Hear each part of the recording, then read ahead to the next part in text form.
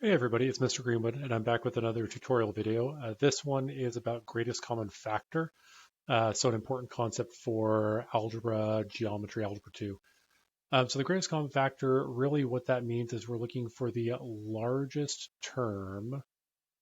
That highlighter's not working real great. So we're looking for the largest term that's a factor of an expression of terms, okay? So a factor, remember, is just a fancy way to say divide.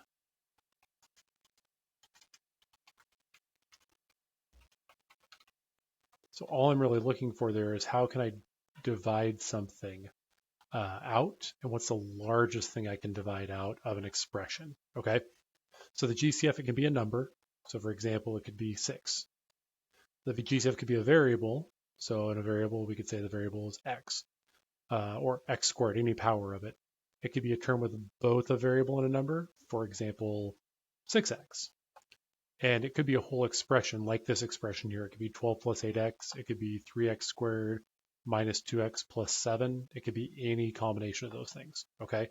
So the 4 different kinds of ways we could see GCFs. So I'm going to start with a simpler example. And so this simpler example is just to look for a greatest common factor in this expression. So what I want to look for is what the largest thing these have in common is. So if I look at the numerical part, this is a constant.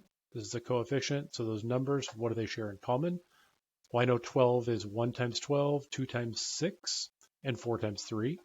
And I know 8 is 1 times 8 or 2 times 4. So I know the largest number that those share is 4. So I know that that's the times.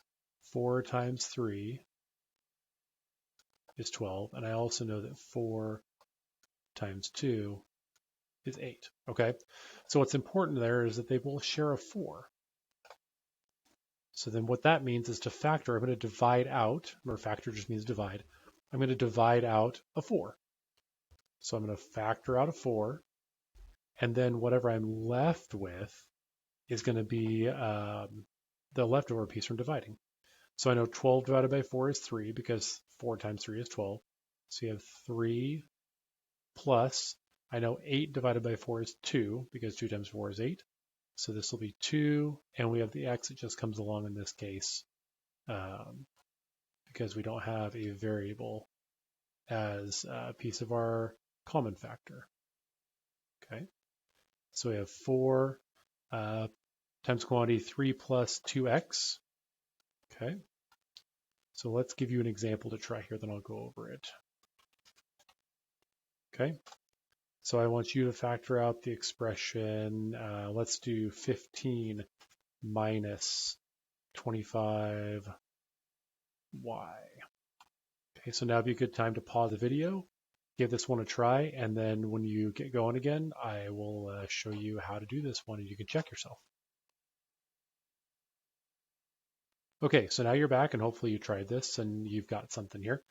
So we're looking for the greatest common factor of 15 and 25. And so if I know my multiplication, 1 times 15 or 3 times 5 is 15. 25 is 1 times 5 or 5 times 5. So I know that 5 is the greatest common factor.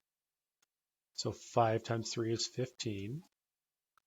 That's supposed to be a 15. Doesn't really look like it, so we'll try again. Let's see.